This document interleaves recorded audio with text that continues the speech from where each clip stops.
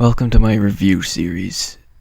Today I'll be reviewing Paper Mario. I'll try to get a review out anytime I finish a playthrough, but as always, no promises. I'll just do what I can here. So without further delay, let's get started with the review. Gameplay is obviously the most important part of a video game, so I'll open with that. It's hardest to describe what makes gameplay actually good, because what is good is always an opinion. In my opinion, though, I would definitely say Paper Mario has good gameplay. The biggest part of the game is the turn-based combat system, which you can play in several different ways depending on your own style. Mario has a turn in combat, of course, but he also has a partner. There are 8 different partners in the game, one for each chapter of the game, and they all have unique attacks that serve their own purposes. And you need to experiment a little to figure out which partners go best against which enemies. A key feature of the battle system is the action command, which you unlock very early in the game, and it's important to every battle you're in from that point on. The action command for defense reduces a point of damage, and it's always used by pressing A at a certain point in an enemy attack. But the action command while attacking usually adds a range of damage to your attack and effectiveness if you're using a status boosting ability, and what you have to do for the action command when you're attacking depends on the attack, and there are a lot of different commands that are all of varying difficulties. The badge system is another important feature of battling.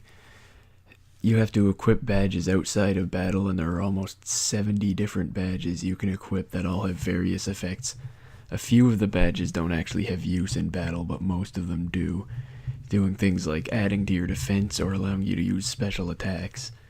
Using badges requires badge points, which can be increased when leveling up. Using the abilities that the badges give you requires flower points, which is another option to increase when leveling up. And the other level up option is to increase your health points, which are pretty self-explanatory.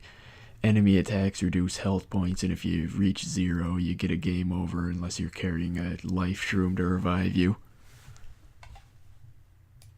Items are another important aspect of the game's combat in Paper Mario, but they are in most turn-based RPGs, so it's really nothing new here.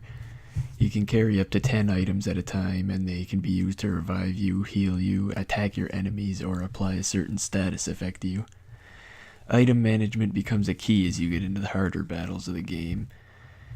An extension of the item system is the Star Spirit abilities you can unlock throughout the game at the end of each chapter, and they require star energy. Star energy can be restored automatically at a slow rate or restored faster by using up your turn to focus on restoring star energy. Star Spirit's abilities do a lot of the same kinds of things that items do, like healing you, damaging your enemies, and stuff like that. Overall, the customization to the combat system adds a lot of replay value to the game, and the solving puzzles and talking to people outside of the combat is a lot of fun as well. Moving on to graphics. The graphics of Paper Mario don't really hold up to today's standards, but for a game released in 2001, it's not really fair to expect them to. For its time, though, the graphics were at least average, maybe better, but because of the style of graphics in the game, the graphics aren't unappealing to come back to after playing other games with better graphics.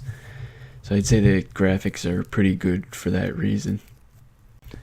As for the story has never been much of a strong point in Mario games, and sometimes when they try too hard on a story, it winds up being even worse than their standard storylines. In Paper Mario, the general story of the game is extremely simple and can be summed as easily as Bowser kidnaps Princess Peach, Mario defeats Bowser and saves her. That's about it. But the minor details of the story are what make it more memorable. On the journey, you have to stop off at several different locations, and all of them have something going on that plays into the main story in a way that it's not distracting. And a lot of the places you stop off on have at least some history you can learn about along the way.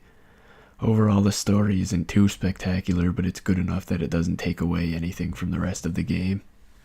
For the sound of the game, like most Nintendo 64 games and also most Mario games, Paper Mario doesn't have a lot of voice acting in it, just minor grunting or humming noises for the most part, but it doesn't really detract from the game experience at all. The sound effects in the game sound good overall, and the soundtrack, the most important part of the sound category, is phenomenal. Easily one of the best soundtracks in a video game I've ever heard. There's a variety of music, from slow and peaceful music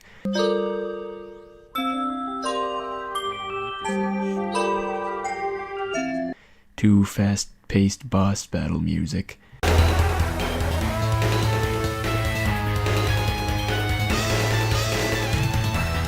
And all of the songs are well executed and fit the situation in which the song plays. For my final thoughts, overall, Paper Mario is an amazing game that's still great even today. I would recommend it to anyone, even if you aren't a fan of RPGs.